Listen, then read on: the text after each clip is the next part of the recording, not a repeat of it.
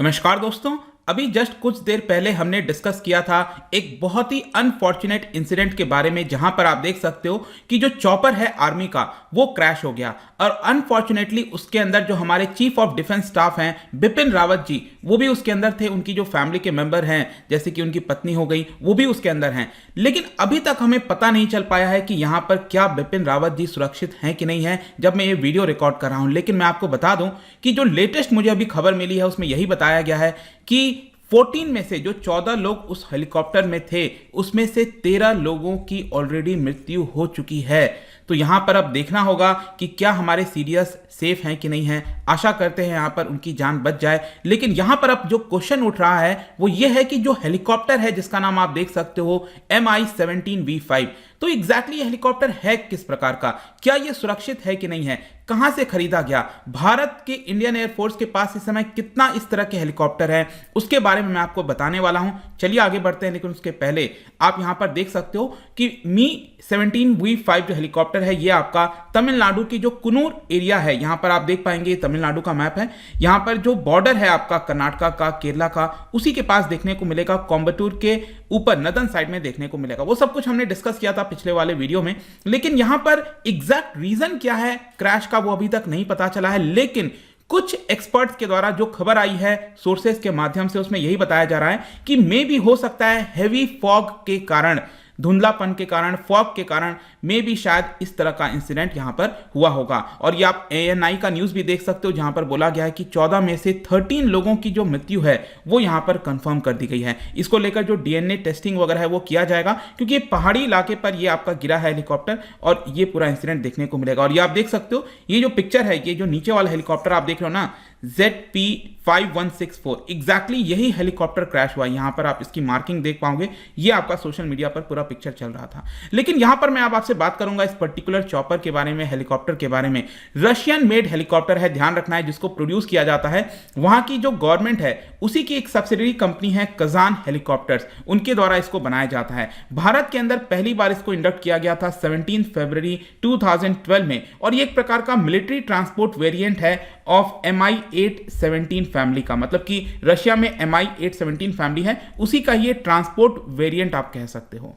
जहां तक इस हेलीकॉप्टर के मैक्सिमम टेक ऑफ की बात करें तो ये करीब 13,000 किलो के आसपास बताया जाता है। और इसकी वजह से इसमें 36 आर्म्ड सोल्जर्स जा सकते हैं। तो इसकी कैपेसिटी काफी बड़ी है, 36 आर्म्ड सोल्जर्स ये कैरी कर सकता है एक बार में। और इसके अलावा यहां पर इसके अंदर कॉम्प्लेक्स नेविगेशन सिस्टम लगा हुआ है, इलेक्ट्रॉनिक डिस्प्ले लगा हुआ है KN-EI-8 का। तो काफी सारे इसमें फीचर्स मिलेंगे, मैं आपको और आगे बताते जाऊंगा। लेकिन इसके अलावा यहां पर आप देख पाओगे कि जो केबिन के अंदर जो डिजाइन बनाया गया है वो एक प्रकार से ट्रांसपोर्टेशन, जो कार्गो की ट्रांसपोर्टेशन होते हैं मेनली उसके पर्पज से बनाया गया है। और ये विश्व का one of the most advance transport helicopters माना जाता है, सिर्फ भारत के द्वारा नहीं बाकी कई सारे देशों के द्वारा, चाहे आप चाइना, पाकिस्तान, बांग्लादेश, कई देशों के द्वारा इसको इस्तेमाल किया जाता है। इसके अलावा यहां पर बताया जाता है कि बहुत सारे जो इमरजेंसी सिचुएशंस होते हैं, सर्च एंड रेस्क्यू हो गया, पेट्रोल के लिए, कॉन्वॉय एस्कॉर्ट के लिए, फायर सपोर्ट के लिए, कई जगह आप इसका इस्तेमाल कर सकते हो। इसकी मैक्सिमम स्पीड अगर आप देखिए तो 250 किलोमीटर पर आवर के आसपास बताई जाती है। और स्टैंडर्ड रेंज, मतलब एक बार में कितने दूरी तक कवर कर सकता है, 580 किलोमीटर के आसपास। और इसकी जो हाइट है, एल्टीट्यूड, ये करीब 6000 मीटर, मतलब 6 किलोमीटर की एल्टीट्यूड तक ये जा सकता है। अब क्वेश्चन यहां पर यह आता है कि इंडियन एयरफोर्स के पास इस समय इस तरह के कितने हेलीकॉप्टर हैं, कब कब ये मिलना स्टार्ट हुआ था। देखिए 2008 में यहां पर भारत के साथ कॉन्ट्रैक्ट साइन किया गया था। वहां की जो कंपनी है रोसबोर्ड एक्सपोर्ट, उनके साथ ये कॉन्ट्रैक्ट साइन किया गया और कॉन्ट्रैक्ट के अंदर 80 इस तरह के हेलीकॉप्टर्स को साइन किया गया था कि 80 हेलीकॉप्टर डिलीवर करना है। तो फाइनली 2011 से 13 के बीच में यहां पर जो पूरी डिलीवरी है वो कंप्लीट हो गई थी। फिर आगे चलकर 2012 और 13 में 71 और इस तरह के हेलीकॉप्टर के लिए साइन किया गया था। और उस समय बताया गया कि होम मिनिस्ट्री के लिए, एयरफोर्स के लिए और साथ ही साथ प्राइम मिनिस्टर्स ऑफिस की जो पूर्ति की जा सके, जो नीड है उसके पर्पस से लिए ये वाला हेलीकॉप्टर यहां पर साइन किया गया था। और साथ ही साथ जो फाइनल बैच है डिलीवरी का वो कंप्लीट हो गया 2018 में। तो जितने भी ये हेलीकॉप्टर हमने ऑर्डर किए थे वो 2018 में कंप्लीट हो जाता है।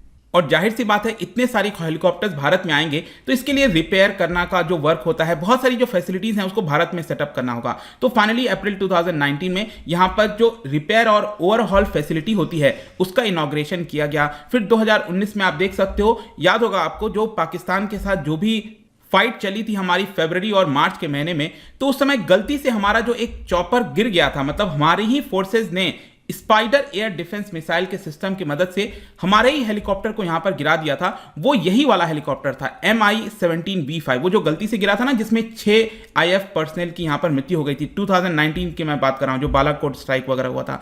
तो उसी समय यही पर्टिकुलर हेलीकॉप्टर था जिसको शूट डाउन किया गया था। प्रेजेंट में बताया जाता है कि इस समय करीब 200 से ज्यादा हेलीकॉप्टर्स इस तरह के MI-17V5 के आपको देखने को मिलेंगे। लेकिन क्वेश्चन ये आता है कि ये कितना सुरक्षित है, सेफ्टी फीचर्स इसमें किस प्रकार के हैं। देखिए, बताया जाता है कि इसका जो पूरा कॉकपिट है और जितने भी वाइटल कंपोनेंट्स हैं इस पूरे हेलीकॉप्टर के, उसको प्रोटेक्ट किया गया है बाय आर्मर्ड प्लेट्स। पूरी तरह से इसको कवर किया गया है ताकि गन फायर के थ्रू कोई भी चीजें ऐसी होती हैं तो ये जो प्लेट है वो उसको रोकने में कामयाब हो जाएगा। इसके अलावा यहाँ पर जो मशीन गन की पोजिशन की गई है, मतलब कि हेलीकॉप्टर से भी अगर मशीन गन चलाना है यहाँ पर तो वो भी किया जा सकता है, और वहां पर भी जो गनर है उसके सेफ्टी के लिए आर्मर्ड प्लेट लगाया गया है ताकि उसको कोई नुकसान ना पहुंचे। इसके अलावा बताया जाता है कि it is fitted with star board sliding door है, इसके अंदर पैराशूट इक्विपमेंट है, सर्च लाइट है, इमरजेंसी फ्लोटिंग सिस्टम है, ग्लास कॉकपिट के अंदर बताया जाता है कि multi functional display, night vision equipment हो गया, ऑन बोर्ड वेदर रडार हो गया, ऑटो पायलट सिस्टम। तो मैं यही सोच रहा था कि इसमें इतने सारे फीचर्स दिए गए हैं, one of the most advanced feature बताया जाता है,